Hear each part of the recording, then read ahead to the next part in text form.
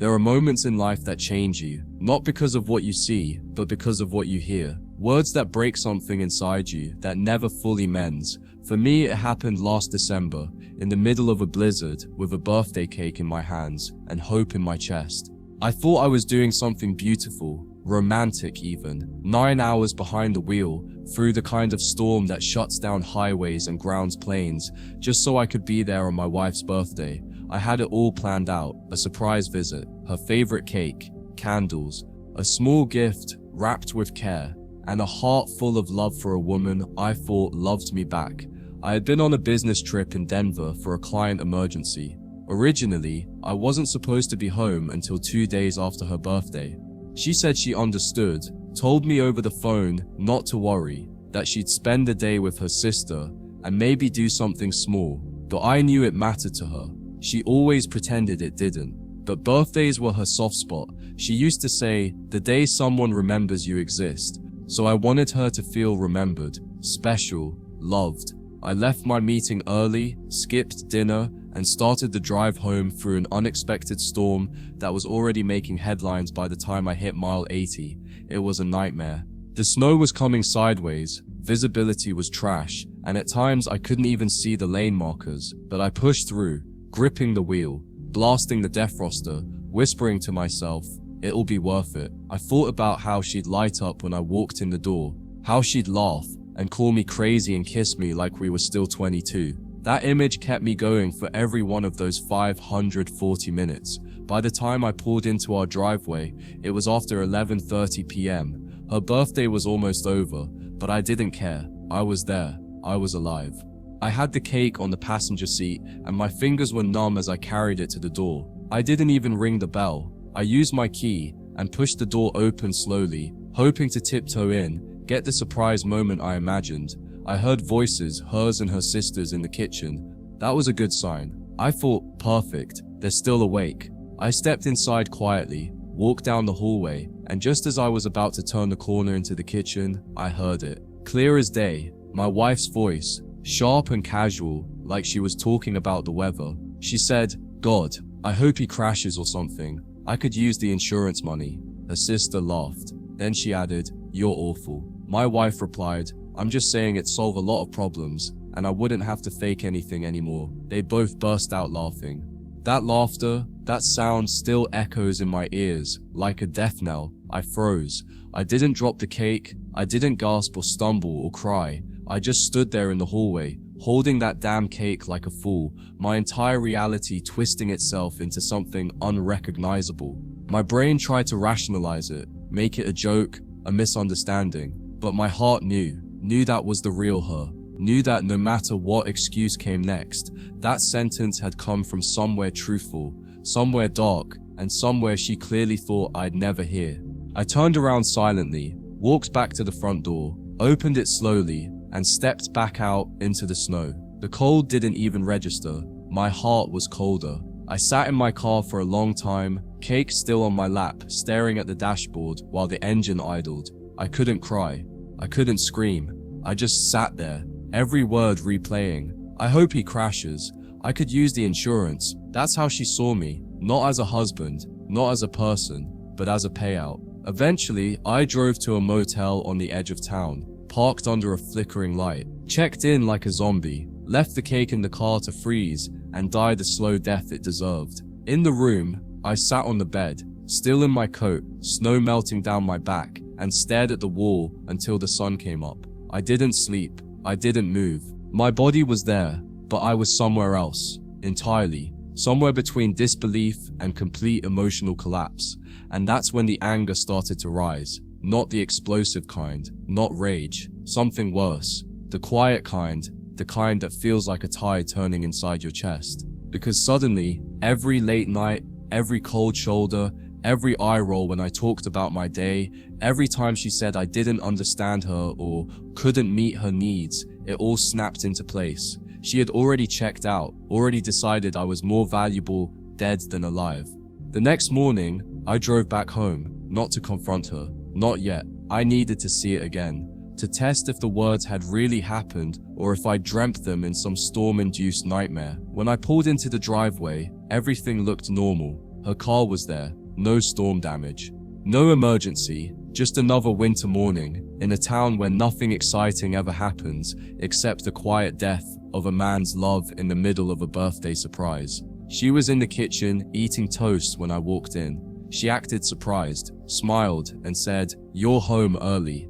Like I hadn't heard every venomous word the night before. Like I wasn't still carrying the imprint of that moment like a brand on my chest. I played along, I smiled, I hugged her, said I missed her. I was calm, too calm. That fake kind of calm that makes people nervous if they pay attention. But she wasn't paying attention. She never really did. I told her the storm made me turn back halfway, that I stayed in a motel because the roads were too dangerous. She nodded, half listening, more interested in her phone than the fact that her husband had just made a death-defying trip to see her. No questions, no curiosity, just indifference. And that's when I knew it wasn't just a cruel comment in a moment of frustration. It was real. She meant it. Over the next few days, I watched her. Not in an obvious way. I just started noticing the things I used to ignore. How she always seemed annoyed when I was around. How she'd turn her phone upside down when I walked into the room. How she never made eye contact when we talked, if we talked at all. I started checking phone records, bank statements, locations, not because I wanted to catch her, but because I needed confirmation that I wasn't going insane. What I found gutted me. She'd been having long phone calls with someone I didn't recognize at all hours. She'd been transferring small amounts of money into a separate account I hadn't known about.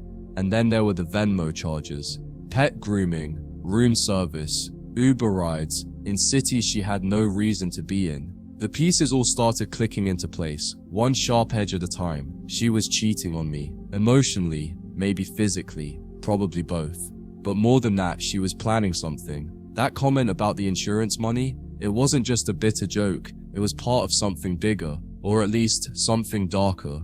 Whether she meant it literally or not, it revealed something far more terrifying. She had stopped seeing me as human. I didn't confront her, I started documenting instead. Screenshots, statements, GPS logs. I needed a trail. Not just for my sanity, but in case this turned into something uglier down the road.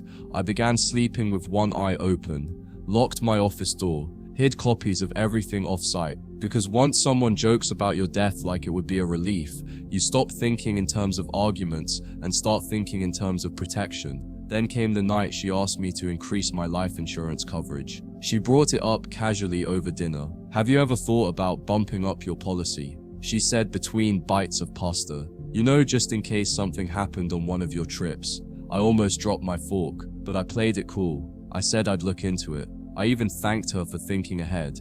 Then I excused myself and sat in the garage for 20 minutes, trying not to throw up. That's when it shifted from betrayal to survival. I wasn't just mourning the death of a marriage anymore. I was preparing for war, quietly, legally, with precision. I contacted a divorce lawyer the next morning, one with a background in high conflict separations and personal safety. I told them everything. They believed me, because unfortunately they'd seen this kind of thing before. We began preparing a strategy: financial separation, asset protection, temporary restraining orders if necessary. I wasn't about to wait until she got desperate enough to turn a passive wish into an active decision. I loved this woman once, deeply, but love means nothing when you're sleeping next to someone who fantasizes about your funeral more than your future. I didn't know how long I had before she realized I was onto her, so I moved fast. Quietly separated our joint accounts, redirected my paychecks to a private bank, pulled important documents from the house, passport, birth certificate, even my spare keys. I set up a camera in my office and changed the locks on the filing cabinets. Every step I took felt like building a lifeboat while pretending the ship wasn't sinking, and every fake smile she gave me only reminded me how far gone she really was. Then, finally, the confrontation came, but not the way I expected. I came home late from the lawyer's office and found her sitting in the living room, wineglass in hand, eyes glassy. "You're being distant," she said. "Are you cheating?" The irony nearly made me laugh out loud. I just looked at her and asked, "Is that something you're worried about or something you're projecting?" Her expression shifted, defensive, nervous. She asked again, more aggressively this time, and that's when I decided no more pretending. I told her I knew about the calls, the transactions, the locations, the jokes she made to her sister. I told her everything. Her face turned pale, then red, then stone cold. "You were spying on me," she snapped. No apology, no guilt, just immediate victimhood. That told me all I needed to know. There was no remorse, no shame, just outrage that I'd caught her before she could finish the job. And that's when she said it again, this time with full venom. "I should have just kept my mouth shut. I'd be rich by now." That line broke something in me I hadn't realized was still intact. I stood up, walked into the office, grabbed the divorce papers, and dropped them in front of her. "Already filed," I said. "You'll be served officially in 2 days. I suggest you find a lawyer fast." She blinked like she'd just been slapped. For the first time, she looked scared, not because I was angry, but because I was calm. The calm of a man who had already grieved, already buried the love, and now just wanted to be free. She tried to argue, begged even, said I was overreacting, said we could talk this out. But it was too late. There's no coming back from wishing someone dead, from laughing about cashing in their life like a scratch ticket, from watching the man you once promised forever to risk his life in a snowstorm and praying he didn't make it back. No apology can fix that. No therapy session can unsay those words. In the end, she left quietly. I let her keep the car, let her take whatever she wanted from the house, within limits. I wasn't going to fight over furniture. I was fighting for peace, for safety, for the right to sleep at night without wondering if the person next to me would rather see me buried than breathing. And once she was gone, the silence was beautiful. I changed the locks, changed my routines, got a dog, went back to therapy, started laughing again. Real laughs, not the forced kind you give to keep the peace. And you know what? The world didn't end. In fact, it started over. I began waking up without dread, eating without nausea, living without walking on eggshells. Because surviving someone who wanted you gone is the most radical form of freedom there is. A few months later, I got a call from her sister. She apologized, said she hadn't known how serious her sister's words were, said it had haunted her since. I told her I appreciated the call, but I didn't want to reopen anything. Some doors stay closed for good, because this wasn't just about infidelity or lies, it was about dehumanization. And once someone starts to see you as a paycheck instead of a person, the love is already long gone. I never saw her again, haven't heard from her.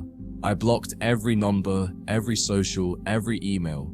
As far as I'm concerned, she no longer exists. Because the man who walked into that house with a birthday cake died in that hallway, and the man who walked back out, he's still rebuilding, still healing, but stronger, sharper, and done letting love blind him to red flags dressed up as sarcasm. To anyone reading this, if your gut ever tells you something is off, listen. If the jokes feel too dark, if the distance feels too cold, if the person beside you starts treating you like an accessory instead of a soul, don't wait for a snowstorm to prove your worth. You're not a policy, you're not a backup plan, you're not replaceable.